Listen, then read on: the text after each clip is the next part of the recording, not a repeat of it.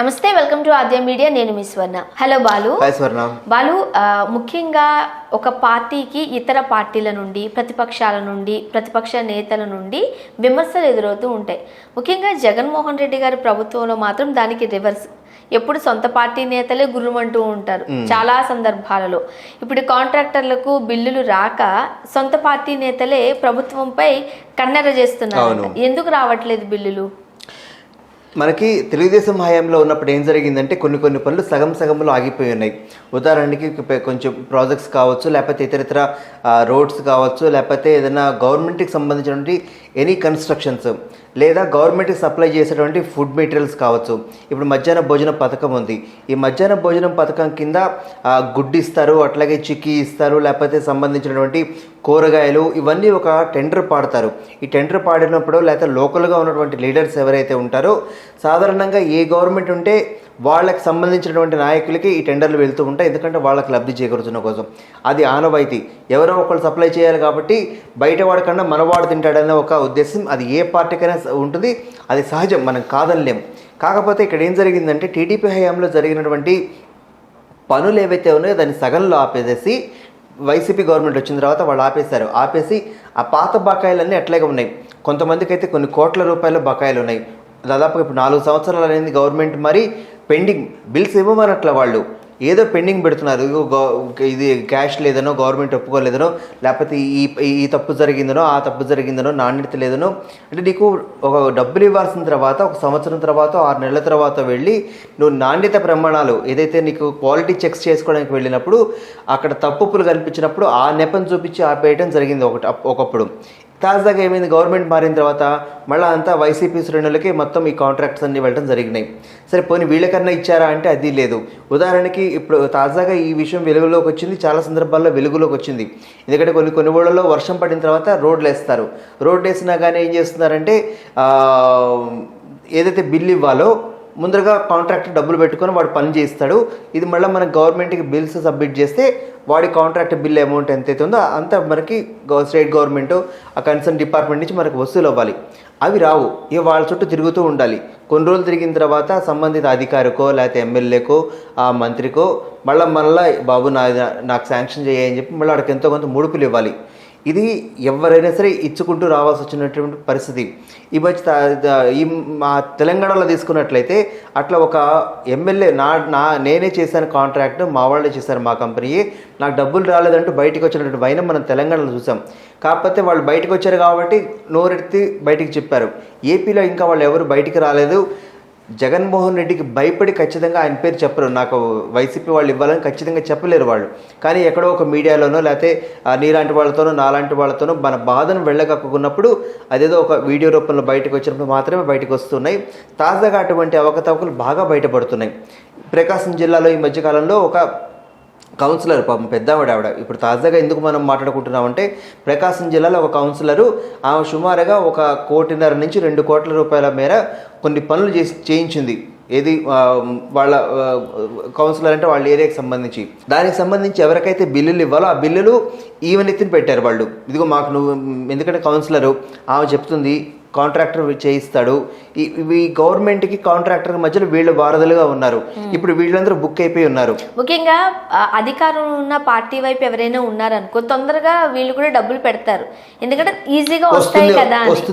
అదే ప్రతిపక్షం ఉన్నారనుకో కాస్త జంకుతారు పెట్టడానికి. ఖచ్చితంగా సొంత పార్టీ వాళ్ళకే డబ్బులు రావట్లేదు. ఇప్పుడు అదే అవుతుంది. ఇప్పుడు ఏమవుతుందంటే పని చేయించేసుకున్నారు, వాళ్ళ పని అయిపోయింది, బిల్లులు ఇవ్వమంటేనేమో ఎందుకు ఇవ్వట్లేదు? ఖజానాలో డబ్బులు ఎక్కడ ఉన్నాయి? అసలు ఎక్కడ చూసినా డబ్బులు లేవు. మనకి నెల తిరిగేసరికి జీతాలకి డబ్బులు లేవు, జీతాలు లేవు. సో అట్లా అని చెప్పేసి కాంట్రాక్ట్ చేయకుండా ఉంటారా అంటే ఉండరు. ఎందుకంటే ఒకవేళ దీనికి డబ్బులు వస్తే, ఒకవేళ ఈ పని నచ్చితే మళ్ళీ ఇంకో కాంట్రాక్ట్ పిలుస్తారేమో, మళ్ళీ ఈసారి మళ్ళీ మనకే ఇస్తారేమో, లేకపోతే ప్రభుత్వ పెద్దల యొక్క అండదండలు మనకుంటే మనము కాంట్రాక్ట్స్ పెంచుకోవచ్చు అన్న ఒక ఆశ ఏదైతే ఉంటుందో దాన్ని బతికిస్తూ ఉంటుంది. సరే ఒక పక్కన కాంట్రాక్ట్ చేస్తున్నాడంటే డబ్బునుడు కాబట్టి వాడేదో అయిపోతుంది.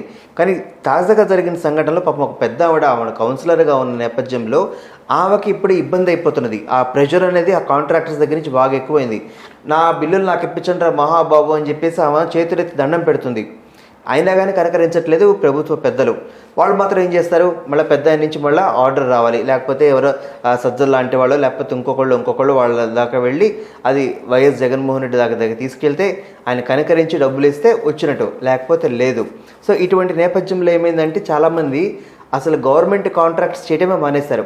ఉదాహరణకి చెప్తాను నీకు, మనకి గవర్నమెంట్ హాస్పిటల్కి మెడికల్ ఎక్విప్మెంట్ కావచ్చు, లేకపోతే మెడిసిన్స్ కావచ్చు, అవి సప్లై చేయాలి. ఆ సప్లై చేసినందుకు వాళ్ళకి డబ్బులు ఇస్తారు. నీకు ఇప్పుడు ఎక్కడ ఏపీలో వెళ్ళిన తర్వాత డాక్టర్ ఏమో ప్రిస్క్రిప్షన్ రాస్తాడు, నువ్వు వెళ్ళి మెడికల్ షాప్లోకి వెళ్తే ఆ మందులు అక్కడ ఉండవు. వాడేం చెప్తాడు, ఇక్కడ లేవు, నువ్వు బయటికి వెళ్ళి తెచ్చుకో అంటాడు. అంటే మెడికల్ చిన్నవి కూడా దొరకవు. ఒక్కొక్కసారి దౌర్భాగ్య పరిస్థితి ఏంటంటే, ఇది మా హాస్పిటల్ లేవు, ఈ మందులు నువ్వు బయటికి వెళ్ళి తెచ్చుకొని డాక్టర్ చెప్తాడు. ఎందుకంటే వాడి ఎక్స్టెన్షన్ ఫార్మసీలు ఏమున్నాయో లేదో డాక్టర్ తెలుసు కాబట్టి. దీనికి కారణం ఏంటంటే, ఇంకొక రీజన్ కూడా ఏముంటది అంటే, వీళ్ళు బయట మెడికల్ షాప్స్ తో టైఅప్ పెట్టుకుంటారు, అక్కడ దొరికే మందులనే రాస్తూ ఉంటారు కదా. పోనీ సరే, ఇప్పుడు అసలు కట్టిక పేదవాళ్ళు చాలా మంది ఉంటారు. సో వాళ్ళకైనా సరే అట్లా కొంతమంది చెప్పరు. కానీ నీకు ఫార్మసీలో నీకు అసలు ఇవే లేవు, అసలు మందులే లేవు, అసలు సింపుల్ చిన్నవి కూడా దొరకట్లేదు ఈ మధ్యకాలంలో.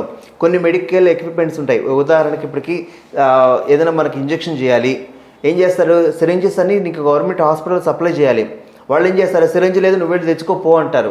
అంటే ఇట్లాంటి సప్లై చేసే వాళ్ళు కూడా మనకు కరువు అయిపోయారు. ఫ్రీగా ఇవ్వాల్సిన వాటిని కూడా డబ్బులు పెట్టి కొనుక్కోవాల్సిన పరిస్థితి ఇప్పుడు అక్కడ హాస్పిటల్ సంబంధించి అక్కడ ఏర్పడింది. అదే విధంగా నీకు క్యాంటీన్స్ ఏవైతే ఉన్నాయో, మనకు అన్న క్యాంటీన్స్ అని ఉండేవి ఒకప్పుడు మనకు తెలుగుదేశం హయాంలో. ఇప్పుడు అవన్నీ పోయినాయి. గవర్నమెంట్ హాస్పిటల్లో కావచ్చు, ఇంకా వేరే ప్రభుత్వ కార్యాలయాల దగ్గర ఏర్పాటు చేసినటువంటివి ఇప్పుడు ఉచితంగా భోజనం దొరకని పరిస్థితి అయిపోయింది. వాళ్ళు మళ్ళీ వేరే ఊళ్ళ నుంచి వచ్చిన వాళ్ళు మళ్ళీ బయటికి వెళ్ళి 100-150 పెట్టి భోజనం తినాల్సిన పరిస్థితి ఏర్పడింది. అంటే ప్రజలకు అందుబాటులో ఉండాల్సినటువంటి గవర్నమెంట్ ఏదైతే ఉందో ప్రజలకు బాగా దూరంగా పనిచేస్తూ ఉంది. 5 రూపాయలకే భోజనం కూడా చాలా చోట్ల అవైలబుల్ గా ఉంది. నీకు సాధారణంగా ప్రతి ఒక్క కోడలు, ఇప్పుడు ఉదాహరణకి కొన్ని ఊళ్ళల్లో గవర్నమెంట్ ఆఫీసులన్నీ ఒకటే క్యాంపస్ లో ఉంటాయి. ఆర్డీఓ ఆఫీసు, ఎంఆర్ఓ ఆఫీసు, కోర్టులు, సబ్ రిజిస్టర్ ఆఫీసులు, పోలీస్ స్టేషన్స్, ఇవన్నీ కొన్ని ఊళ్ళల్లో ఒకటే సింగిల్ కాంపౌండ్లో పెద్ద స్థలం ఉంటుంది. అక్కడ ఒకటి ఉంటుంది. సో అక్కడ ఏమవుతుందంటే రకరకాల ప్రజల రకరకాల అవసరాలకు వచ్చినప్పుడు అక్కడ ఒక అన్న క్యాంటీన్ ఉండేది ఆ ఊళ్ళలో. ఉదాహరణకి నాకు తెలిసి అటు నర్సరావుపేటలో కావచ్చు, సత్తెనపల్లిలో కావచ్చు, ప్రకాశం జిల్లా ఒంగోలులో కావచ్చు, ఇట్లా పెట్టేవాళ్ళు. సో ఇప్పుడు ఏమైంది, ఆ క్యాంటీన్ లేకపోయేసరికి మిగతా వాళ్ళకి ఇందాక నువ్వు అన్నట్టుగా బయట వాళ్ళతో కాంట్రాక్ట్ లాగా అక్కడ ఒక హోటల్ పెట్టే అవకాశం ఉందనుకో, వాళ్ళకి హోటల్ పెడితే వాడికి డబ్బులు వెళ్తాయి. సో ఇక్కడ ఏమైందంటే ప్రజలకి సౌకర్యాలు లేకపోతే ప్రజలకి దగ్గరగా ఉండాల్సిన ప్రభుత్వాలు ప్రజలకు దూరం అయిపోయినాయి, బాగా కాంట్రాక్ట్ రూపంలో దూరం అయిపోయినాయి. మరో పక్కన తీసుకుని రోడ్లు లేవు. పోయిన రోడ్లకి కాంట్రాక్ట్ మనం ముందరకు వచ్చి కాంట్రాక్ట్ వేసి రోడ్లు వేద్దామంటే డబ్బులు వస్తే రాదో భయం. సో ఈ నేపథ్యంలో ఏమైందంటే ప్రభుత్వంలో ఉన్నటువంటి ఇటు వాలంటీర్లు కావచ్చు, లేకపోతే గ్రామ సచివాలయ సిబ్బంది కావచ్చు, లేకపోతే వేరే సిబ్బంది ఎవరైతే ఉంటారో వాళ్ళు కాంట్రాక్ట్తో మాట్లాడటానికి కూడా వాళ్ళు భయపడుతున్నారు. ఎందుకంటే గవర్నమెంట్ నుంచి డబ్బులు రావేమోనని. సో ఇటువంటి నేపథ్యంలో ఏదైతే ఉందో ప్రభుత్వం నుంచి డబ్బులు రాబట్టుకోవడం కోసం ఇప్పుడు ఒక పెద్ద యజ్ఞంలాగా సొంత పార్టీ నేతలే యజ్ఞాలు చేసి కాళ్ళ వెళ్ళబడాల్సిన పరిస్థితి వాళ్ళ ఏపీలో కనిపిస్తూ ఉంది. ఎప్పుడు మారుతుంది అనేది మాత్రం తెలియదు. మళ్ళీ గవర్నమెంట్ మారితే తప్పిస్తే ఆ పరిస్థితి మారదని నా అభిప్రాయం. Thank you so much. Thank you.